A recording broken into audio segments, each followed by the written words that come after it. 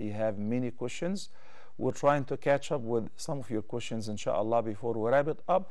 Then, inshallah, we'll resume our very first live Ask Huda will be on Tuesday, inshallah, of the next week. Then we'll resume our regular episodes on Sundays and Tuesdays of every day. The regular time, which is 9 p.m. Mecca time, 7 p.m. GMT. May Allah bless you, brothers and sisters, and may Allah accept our fasting. May Allah accept our prayers, our recitation of the Quran, our acts of worship. Allahumma ameen. Also, subhanallah, I wanted to share with you that there have been a lot of signs that the night of the 29th was such a blessed night, and the sun rising on that morning today was somehow the sun that the Prophet ﷺ described, that it appears on the day. The night before was Laylatul Qadr, where the sun did not have rays. It looked like the moon for the first few moments upon its rise.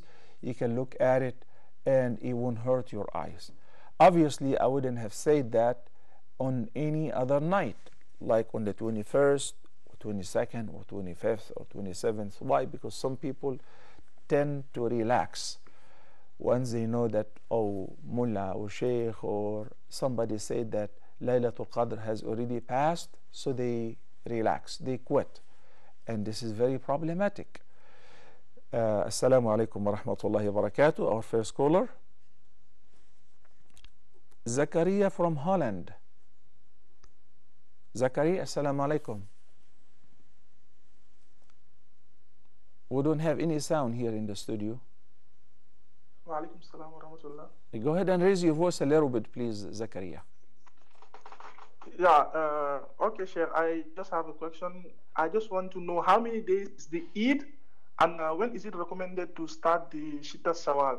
That's the 6 days fasting. Yes, I got your question. Barakallah fikum. Okay, thank you, sir. You're most welcome. Brothers and sisters, we have two annual Eids, Eid al-Fitr, which will be, inshallah, tomorrow, and Eid al-Adha, which follows the great act of worship of Hajj. Eid al-Adha is always on the 10th of the month of Dhul Hijjah. Eid al-Fitr is on the first day of the month of Shawwal, always. Eid al-Fitr is only one day, which is tomorrow, and we're having two Eids tomorrow, by the way. I'm talking about once they confirm through the moon citation that tomorrow is Eid. We have the weekly Eid, the weekly holiday, which is Friday, and we have the annual Eid of Eid al-Fitr, and it is only one day. While Eid al-Adha is for 4 days, and that's why we continue making the takbir until the Asr, after the Asr prayer of the 4th day of the Eid, or the 3rd day of Ayyam al-Tashriq.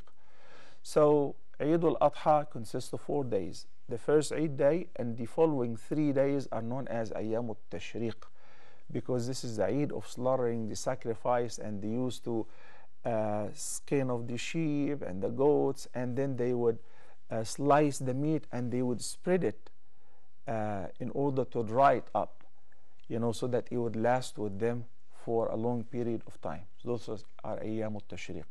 And Eid al-Fitr is only one day. What is the significance of knowing how many days? Anyway, across the Muslim world, a lot of people assume that Eid al-Fitr is 3 days. That is because it's a public holiday, they give them 3 days off. Is that so?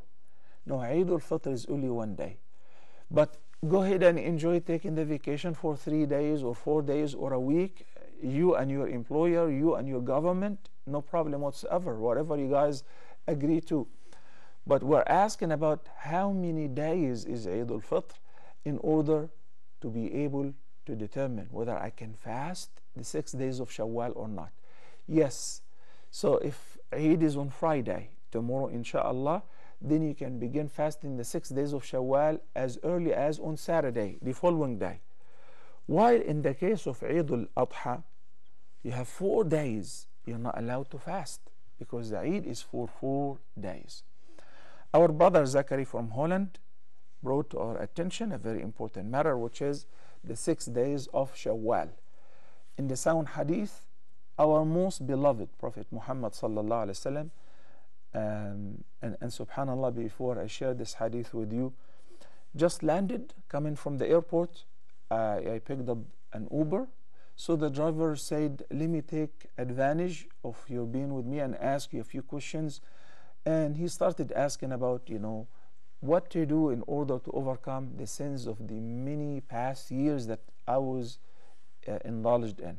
So I said, inshallah, you fast the 6 days of Shawwal and try to make as much as possible the voluntary fasting. This is as far as fasting. Assalamu alaikum. Ahmed from Burundi. Assalamu alaikum. You're from Burundi. Yes, what? Sheikh. You are from Burundi. Yes, Sheikh, I'm from Burundi, Sheikh. Okay, I visited Burundi a long time ago. MashaAllah. Yes, Sheikh. I have a question, Sheikh. Yes. I want to ask if I have to marry a Christian woman, one of the conditions that the Quran puts to marry one of the women of the book is that she should be chaste, she should be virgin. So, do I have to ask her that if she is a virgin or? Okay. Okay.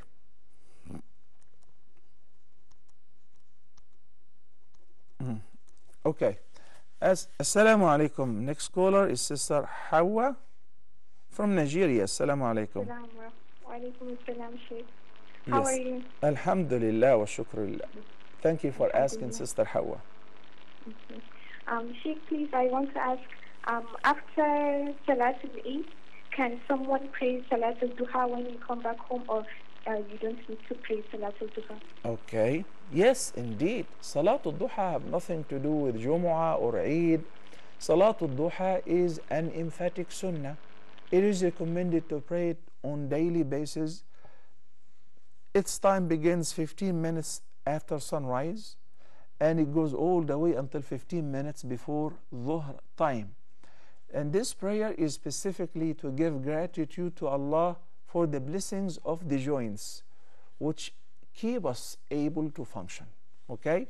So whether Jumu'ah or Eid, okay, you get to pray Duha. You want to pray it in the Musalla, you want to pray it at home, you pray it in your business, that is all permissible. Thank you, Sister Hawa.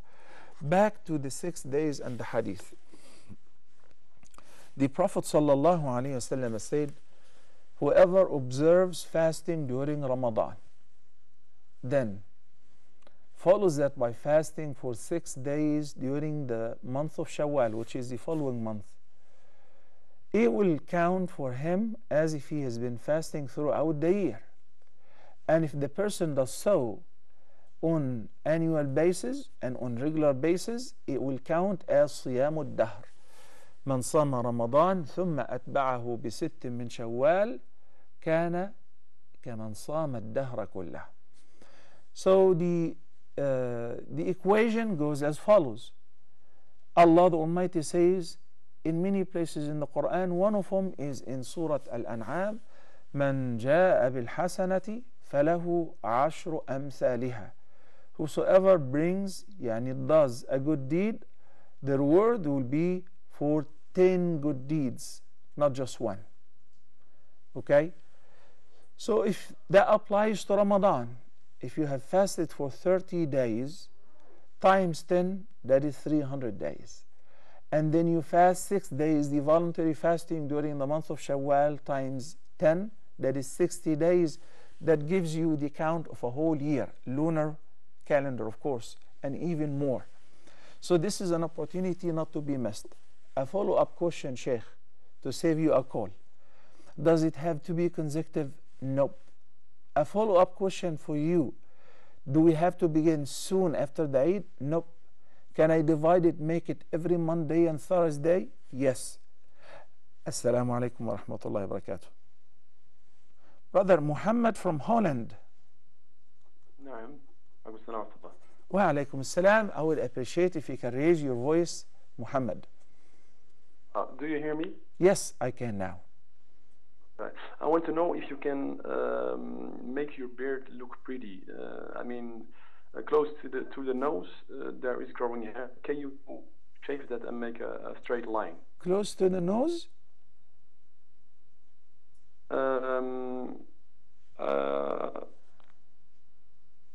What do you mean close to the nose? You're talking about the beard, right?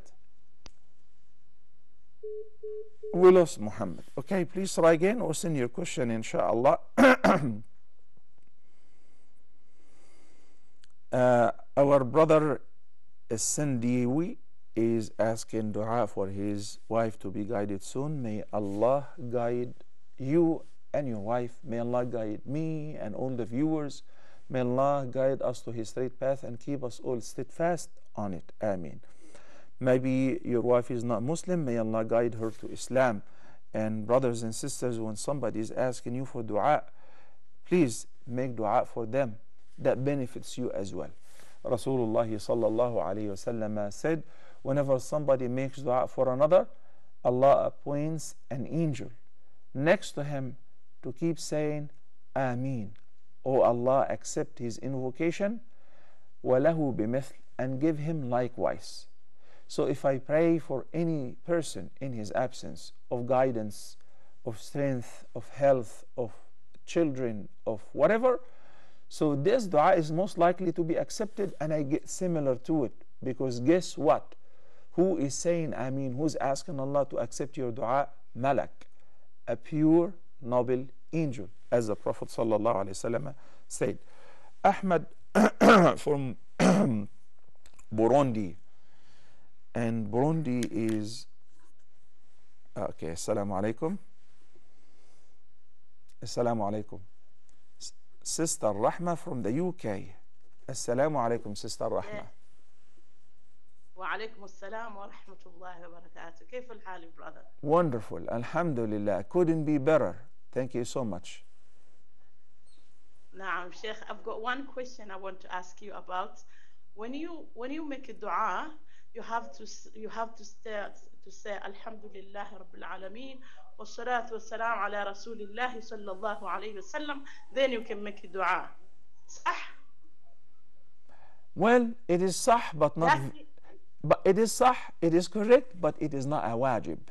It's recommended. It's not wajib. No, it is recommended. Okay. Oh, because you know what? When you are in, I'm praying witri or making qunut, then I say, am I started to say Alhamdulillah Rabbil Alameen because I'm in a prayer? Then most of the time I don't do it. So but now also, I can understand. Sister Rahma, also remember the purpose, the etiquette of dua is to begin not, you know, you don't knock on your manager's door and say, hey, I need a raise. You don't do that. You knock on the door and you explain, and thank you so much for giving me the post. I appreciate that you've been a wonderful manager. Then you present your case, right? Yes. Okay. Now, you know, it's kind of improper just to say, oh Allah, give me this. Allah will give you, and He will answer your dua, but He likes it when you follow the proper etiquette, which is raise your hands, face the Qibla, begin by praising Allah, send the salutations upon His Prophet ﷺ, and when you finish presenting your dua, again you send the salutation upon Prophet Muhammad ﷺ. Now, whenever you are in the prayer, in the witr, and you rise up from Ruku' and say, Allahumma hdina fi man hada. Is there anything wrong with that? No. Why? Because the prayer from the beginning was all about praises. You have been praising Allah, right? In every rak'ah. The prayer itself is praises and glorification. Okay? So there is no problem in this regard. But the ideal scenario is raise your hands and say, Allahumma inna nahmaduk wa nasta'inuk wa nastahdik wa nastaghfiruk. And Allahumma salli ala nabiyyika Muhammadin wa ala alihi wa sahbihi wasallam, or Allahumma salli ala Muhammadin wa ala ali Muhammad, the same way we recite it in the tashahhud. Then you say, oh Allah, give me a brand new Mercedes. It's okay. Give me a beauty queen and a righteous wife. Give me the best husband in the world. Can I ask for that? Yes. Give me 5 kids. Give me beautiful children. Make my son become a doctor. Ask for whatever. And you know, sometimes like when I'm performing tawaf and I have a lot of questions, so I just say, oh, رَبَّنَا آتِنَا فِي الدُّنْيَا حَسَنَةً وَفِي الْآخِرَةِ حَسَنَةً وَقِنَا عَذَابَ النَّارِ. You know what I need. And this dua is most comprehensive. give us a goodly reward in this life and a goodly reward in the hereafter, and protect us against the fire of hell. Assalamu alaikum wa rahmatullahi wa barakatuh. طيب, the following question is Ahmed from Burundi. He's saying that Allah the Almighty says in Surah Al-Ma'idah, the ayah which legislated that it is permissible to marry a woman who is either Christian or Jewish, provided she is muhsana, because the ayah says وَالْمُحْصَنَاتُ مِنَ الْمُؤْمِنَاتِ وَالْمُحْصَنَاتُ مِنَ الَّذِينَ أُوتُوا الْكِتَابَ مِنْ قَبْلِكُمْ. What is the word muhsana? And its plural is muhsanat, chaste, pure, right? So he's asking, do I have to ask her whether she's virgin or not? Look, I have married a lot of revert girls. Yani gave them in marriage. I have been, I'm married only to one wife, okay? Not to misunderstand me. Abdul Rahman. But I'm talking about, I have given a lot of girls who've accepted Islam and they wanted me to be their guardian.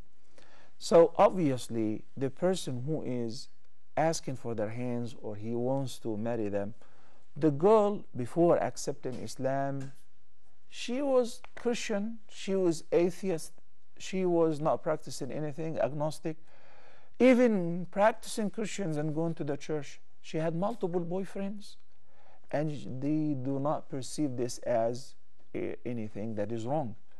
So it would be of no point to ask about the past, because I know for sure that she's been with many men, 3, 4, 5 boyfriends, and she broke up with this one, and she did this one, and she slept with this one.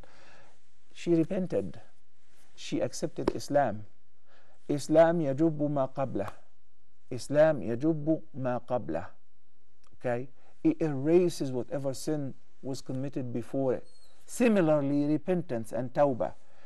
But when I am proposing to a non-Muslim, Christian or Jewish woman, and we are in love and we want to marry and so on, there are some conditions have to be taken in considerations.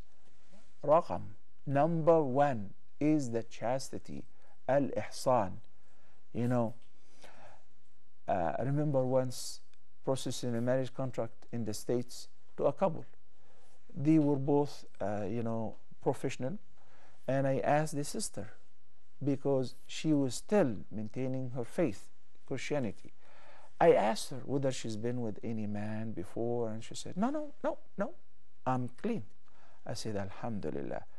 And believe it or not, I didn't even think of asking the brother, because I was marrying them in the masjid, in the Islamic center, and I see him. I assume that he's a chaste guy too. Then, as I was writing the contract, she said, well, other than him. So they had been sleeping in haram. Such a relationship, I cannot process this marriage contract. Why? Because there is no ihsan for both of them. There is no chastity for both of them. So before marriage, there must be pure tawbah, sincere tawbah, quitting this kind of relationship with the guy or with any other person. Because outside marriage relationship in Islam, in Christianity, in Judaism, is perceived as fornication, and it is severely punishable in all shari'ahs of the 3 shara'a, the 3 constitutions of Islam, Christianity, and Judaism. Did you hear me saying 3 religions? Didn't. Why? Because Allah the Almighty said, Inna ad-dina 'inda Allahi al-Islam. Jesus was Muslim, Moses was Muslim. They were all the prophets of Islam. Okay? So you have to be careful when you marry somebody whom you know that, currently they're not Muslim, they are not practicing. Okay? And maybe she's been with people, because you cannot marry her. This marriage is not legal in Islam. The condition is وَالْمُحْصَنَاتُ مِنَ الْمُؤْمِنَاتِ. When you fall in love with a belly dancer, and you know that she does dance at a nightclub, and there is a great possibility that she commits also sins, and she's a Muslimah. There are a lot of Muslim women who do that. You want to marry her because she's Muslimah? No, this marriage is invalid because the same condition was stipulated in the ayah. Allah said, وَالْمُحْصَنَاتُ مِنَ الْمُؤْمِنَاتِ وَالْمُحْصَنَاتُ مِنَ الَّذِينَ أُوتُوا الْكِتَابَ مِنْ قَبْلِكُم. Assalamu alaikum. Brother Abdullah from Brazil. Abdullah, assalamu alaikum. Abdullah. عليك السلام ورحمة الله وبركاته شيخ. How are you, Sheikh? Alhamdulillah, shukla. Planning to come and visit you down there in Brazil and get some nice coffee. MashaAllah, I will welcome you, Sheikh, inshallah. Barakallah feekum. I heard you guys have very great coffee. Very good cafe and more chicken, alhamdulillah. Perfect, mashallah. Okay, Abdullah, what is your question, Habibi? MashaAllah, Sheikh. Wallahi, I love you for sake of Allah subhanahu wa ta'ala. And may Allah subhanahu wa ta'ala accept all of us for your du'as. Ameen, ameen. Same here. I love you for the sake of Allah. Thank you, brother Abdullah. MashaAllah. It's very nice of you. Thank you, Sheikh. MashaAllah. Sheikh, I have one question. Yes. Sheikh, for the last 4 months, I have been working for a company, and my company, they are staying for a small town which there is no any mosque. So, Sheikh, I have been missing many Fridays prayers to participate in the mosque. So I made for a lot of researches for the someone who missed it for the 3 days of the prayers. So, Sheikh, I know I'm so worried about it that I miss it for all prayers. Abdullah, in the place yes, you're living in or at, is there any other Muslims? Is there any other Muslims around? Yes, in my company there is 4 guys. 4 guys? Together. Perfect. Yes. You know, Abdullah, every Friday get together in the basement, in the garage, in your house, in an open place, and hold Friday prayer. That is valid. If you don't have a nearby masjid or mosque, if you don't have an access to attend the Friday prayer in a mosque, and you guys are 4, go ahead and hold the Friday prayer. And you know what you just said to me? You know how you started saying that I love you for the sake of Allah? That can be a Friday sermon. You begin by saying, Alhamdulillah. This is the first pillar. You praise Allah. Allahumma salli ala Muhammad. Second, you send the peace and the blessings upon Prophet Muhammad. Then you say, my dear brothers, and if there are sisters, you say, brothers and sisters. In the hadith, Prophet Muhammad sallallahu alaihi wasallam said that if you love somebody for the sake of Allah, you should tell him. Guess what? That's a khutbah. You want to add to it, explain furthermore, and the virtues of loving people for the sake of Allah, you can make a long khutbah, 15 minutes khutbah, and you sit for a break in between. You divide it into 2 segments, and you lead the prayer. You recite whatever you recite. You only pray 2 rak'ahs because now it's Jum'ah not Dhuhr. That's a valid Jum'ah. Brother Abdullah, you got my answer? But the matter is here, we don't have all time for us to go out because we have a shift. So, for example, we work 4 of them, so I can go out with my friend, and others they will be busy to do job. So we will never get a chance to go out with all 4 of us. That's the matter. It doesn't matter. It doesn't have to be 4 of you. 3 of you, do it. Whoever is available, do it. Because according to the more right view, whatever is valid to hold, for as far as for the number, whatever is valid to hold a congregational prayer, like I want to pray Fajr, Dhuhr. I have my colleague, can we pray Dhuhr Jama'ah? Of course you should pray Dhuhr Jama'ah, you get 27 times greater. Then why not Jumu'ah? Okay, yes, some of the scholars require the number 40 and so on, but we don't have. So whatever you have available, go ahead and hold a Friday prayer. One day the number will be on the rise, inshallah, and you will have a lot of people. And remember that as you started small, inshallah, in a matter of a few months, you will have a huge crowd. Barakallahu feekum, Abdullah from Brazil. Okay. So, my dear brothers and sisters, when it comes to marriage, you really have to consult sincere advisors, dear friends, family members, pray istikhara, and just look further a couple years from now. after I marry this girl or this woman. My hope that she is a very good person and I know that she will accept Islam. What if she doesn't? I think last year in Hajj, we had one sister who was married and they have a bunch of kids in the States. She was married to a Muslim brother, and for 30 years, she didn't accept Islam. And we have others who lived throughout the marriage life and they died without accepting Islam. So you gotta also consider that, not after you get married that you will convince her or you will force her, because there is no forcing in this regard. There should not be any compulsion in religion. Then you come into a conflict. She wants to eat this, but this is haram. What about the kids when we have kids? She wants to drink this. She wants to attend a function in the church or here or there. She has a right to do all of that. Are you willing to accept that? Are you willing to accept that in your house? Are you willing to accept a cross on your dashboard? Are you willing? You got to think about all of that before making that decision. Also look into many problems that arose among couples, and as a result, the woman takes the custody of the children. That happens sometimes among Muslims, among Christians, among atheists, and among interfaith marriages.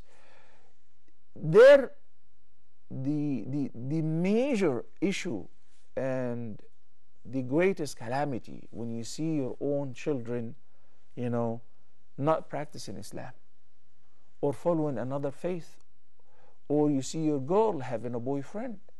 Why? Because you've made the wrong decision from the beginning. So I'm not just going to make it easy for you and say, yeah, go ahead and marry any woman because Allah said so. The condition people neglected, al-muhsanat. Assalamu alaikum wa rahmatullahi wa barakatuh. Zubair from the USA. Assalamu alaikum. Brother Zubair. Wa alaikum assalam wa rahmatullahi wa barakatuh, Sheikh. How are you? Good to see you back. Alhamdulillah. Thank you so much. Welcome to Ask Huda, Habibi. Sheikh, I have three small questions, so No. I don't want to waste time. So the first question is, if you used to fast Monday and Thursdays, and what about the 6 days fasting of Shawwal? Like, if you fast Monday and Thursday, will it be count as 6 days of Shawwal as well, and you will get the sawab for the fasting on Monday and Thursday, like Prophet Muhammad ﷺ used to fast? Yes, you will get that, Brother Zubair.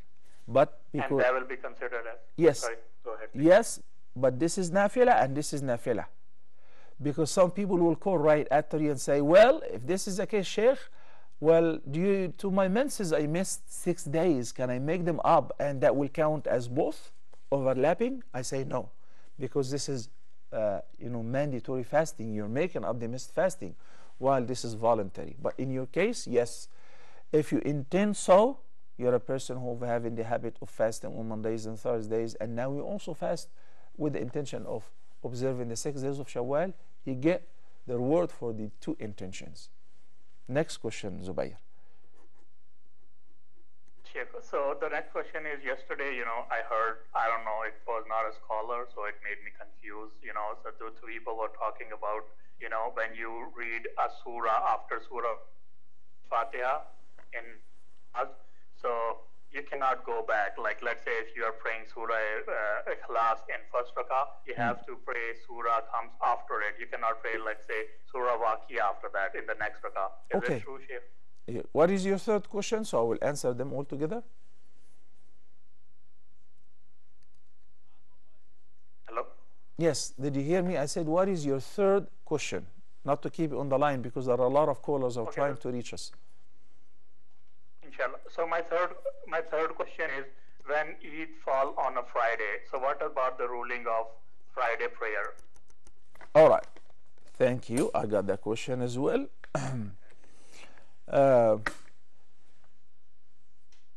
Let me answer these couple questions, and inshallah, or one of them, then we'll take a break and we'll be back inshallah in a few minutes. With regards to going up or going down in the recitation of the Quran in the prayer, what is not permitted is going backward in the same surah. Like Surah Al-Ikhlas, قُلْ هُوَ اللَّهُ أَحَدٌ اللَّهُ الصَّمَدُ لَمْ يَلِدْ وَلَمْ يُولَدْ وَلَمْ يَكُنْ لَهُ كُفُوًا أَحَدٌ.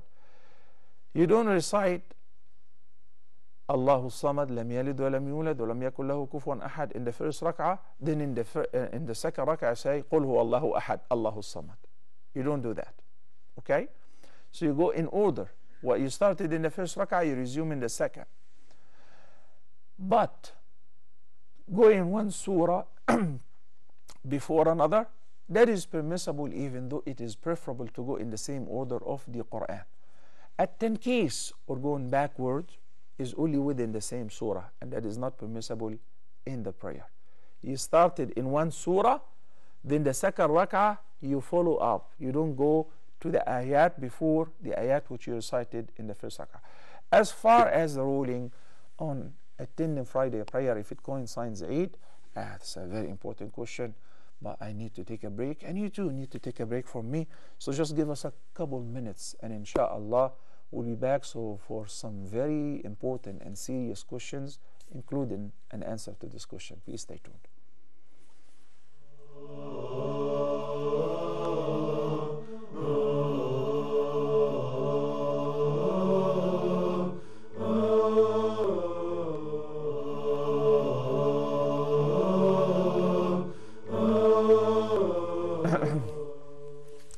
Assalamu alaikum wa rahmatullahi wa barakatuh. Welcome back, my dear brothers and sisters. Our phone number should appear on the bottom of the screen as well, and we're live on my page, that is Salah Official on the Facebook page. Assalamu alaikum. Sister Fatima from Pakistan. Sheikh, I have a question. I'm in a great difficulty with my parents. Actually, my question is, I'm a student and I'm very weak in sciences. So my parents imposed their will on me that you have to do engineering at any cost. I tried my best. I prayed to Allah and I, cut off myself from every social media, but things didn't work. My paper went very pathetic, but I didn't tell my parents because they would, they would. Sister Fatima, I don't want you to cry. Inshallah, will help you out. I know that the situation you are in is really problematic, but don't cry. Inshallah, I will advise you, and even if you want me to speak personally to your parents, I will call them and I will talk to them.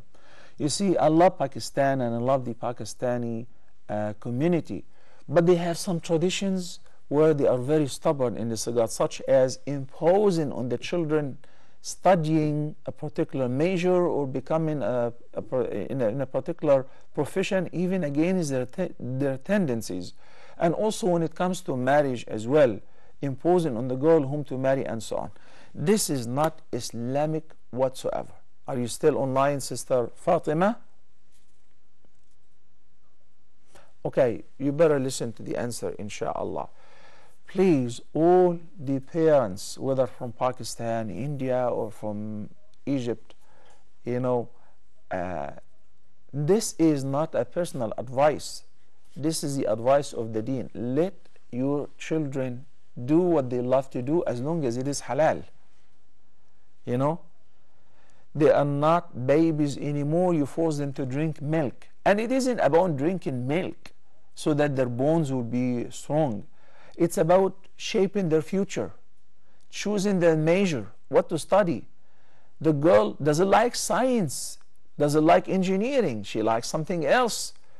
How good is it that after spending a scholastic year, and the grades are pathetic, as she said, how good is it that a person spends 4 or 5 or 6 years to study something that they do not swallow it, they do not accept it, they don't like it?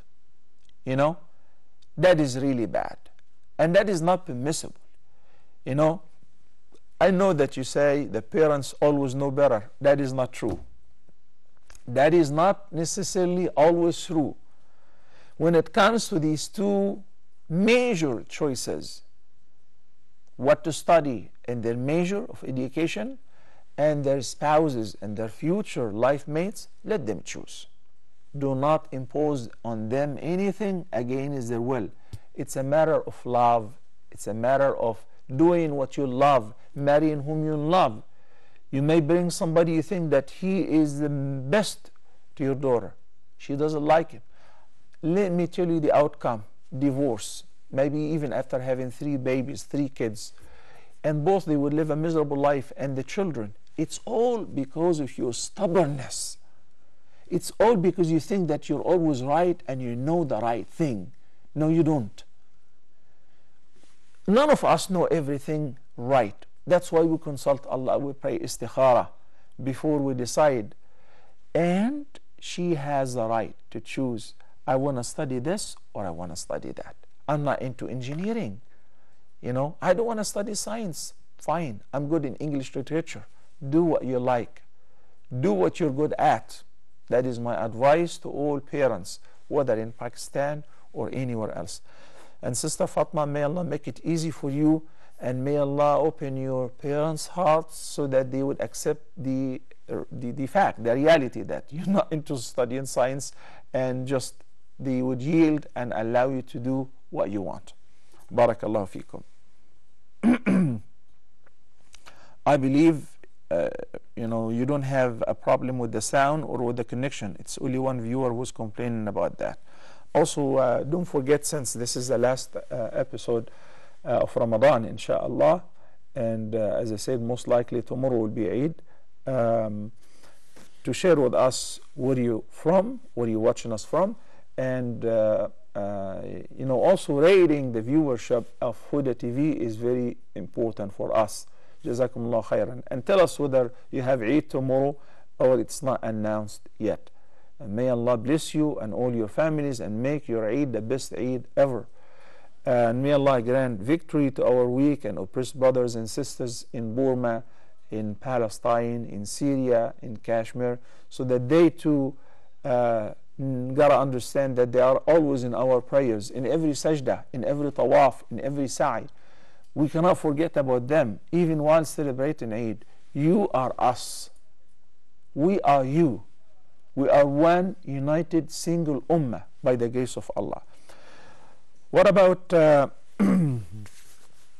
Friday, when it coincides with the Eid? Tomorrow, for example. I'd like to take you to know the hukm for Salatul Jumu'ah, which is a weekly holiday, the weekly Eid for Muslims. It is fardu ayn. It is an individual duty, mandatory upon every man, every adult, to attend the Friday prayer in the masjid. A whole chapter in the Quran was revealed in this name, and to impose the mandate. يا أيها الذين آمنوا إذا نودي للصلاة من يوم الجمعة فاسعوا إلى ذكر الله وذروا البيع ذلكم خير لكم إن كنتم تعلمون.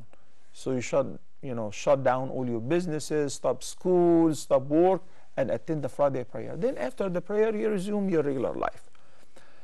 Salatul Eid, Imam Malik and Imam Shafi'i said it's an emphatic sunnah. Imam Ahmad says it is a communal duty. Imam Abu Hanifa says it is wajib.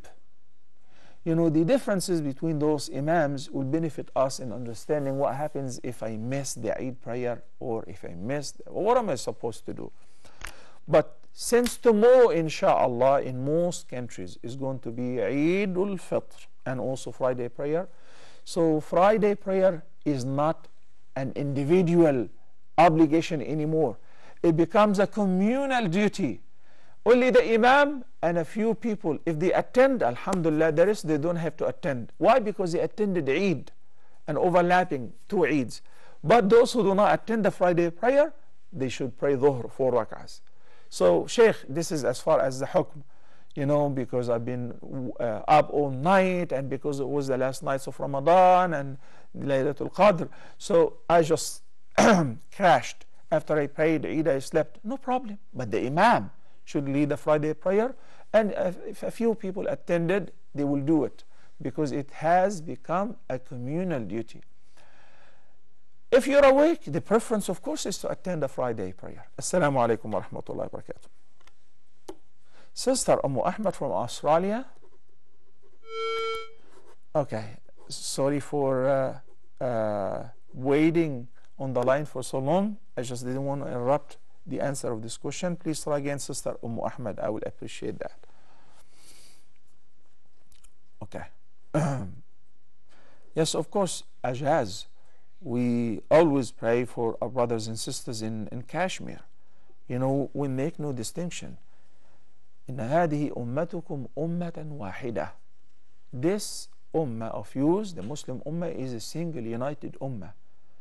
You know, the occupation forces of the past century managed to spread nationalism so that there is Pakistanis and Bengalis, and there are Arab and non-Arab, and there is Egyptians, Syrians, Palestinians, in order to in order to get us locked in into this nationalism, so we only worry about our matters. Then the soccer games Egypt is playing versus whatever, it's like a different religion, and people become very prejudiced to their nationality and their nationalism.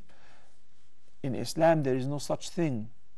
Just a few years ago, when the whole ummah was under one umbrella and one leader and one khilafah, you know, a Muslim person with a piece of paper could travel across the world, from Mecca to all over Europe, some parts of Russia, and go all over without a passport, because he's a Muslim, you know. So we don't say we forget about our brothers in Kashmir because they speak a different language. No, we include them in our prayer, of course. My dear beloved brothers and sisters, before we wrap it up, I'd like to remind you that the Prophet ﷺ said in the sound hadith, لِلصَّائِمِ فَرْحَتَانِ. The person who's been fasting will experience for sure two delights. The first delight is at the time of breaking his or her fast.